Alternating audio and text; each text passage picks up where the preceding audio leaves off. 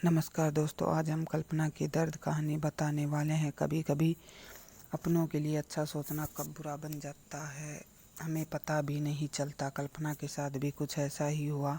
तो आइए अब जानते हैं कि क्या है कल्पना की दर्द भरी कहानी।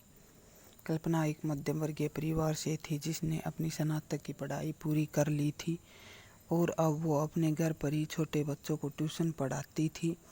कल्पना का रंग गोरा था और वह दिखने में बिल्कुल गुड़िया की तरह थी।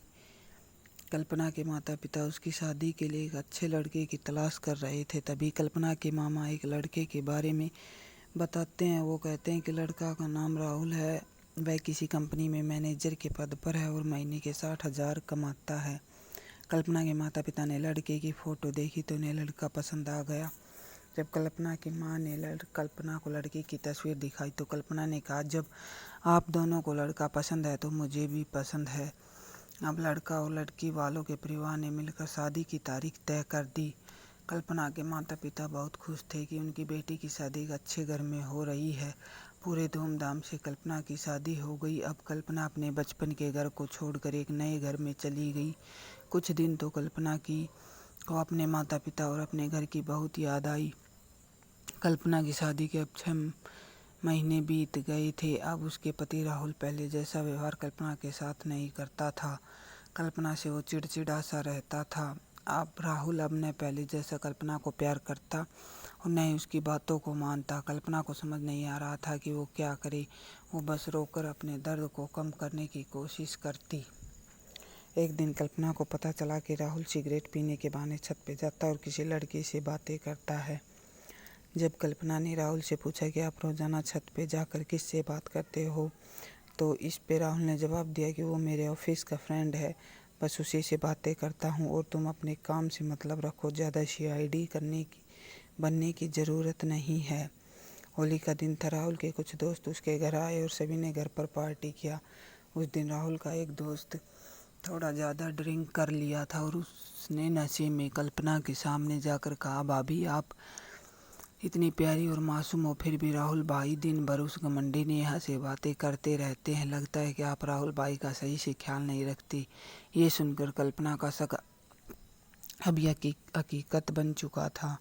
अगली सुबह जब कल्पना ने राहुल से पूछा कि ये नेहा कौन है और क्या लगती है आपकी। राहुल, मैं तुम्हें क्यों बताऊं कल्पना, मैं बीवी हूँ आपकी।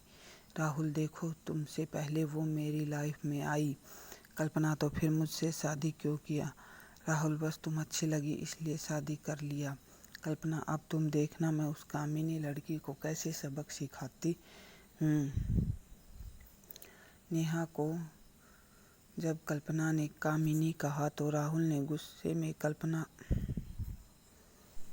को बहुत मारा और उसे कमरे में बंद कर दिया। कल्पना के सास को सब पता था, फिर भी वह अपने बेटे के सामने एक शब्द भी नहीं बोलती थी।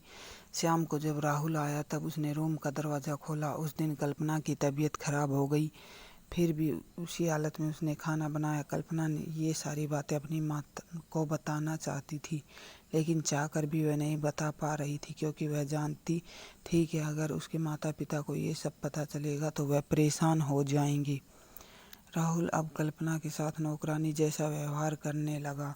छोटी छोटी बातों पे उसे मारता। कल्पना अब धीरे धीरे डिप्रेशन का शिकार होने लगी।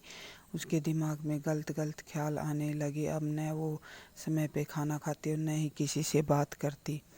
आखिरकार एक दिन कल्पना ने रूम में फांसी लगाकर आत्महत्या कर ली। कल्पना ने आत्महत्या का कारण किसी को नहीं बताया, लेकिन उसके सास को पता था कि कल्पना ने आत्महत्या क्यों किया। दूसरी तरफ कल्पना के माता पिता का रोकर बुरा हाल हो गया। कल्पना की मां ने पुलिस को आत्महत्या के कारण उसके ससुराल वालों का बताया।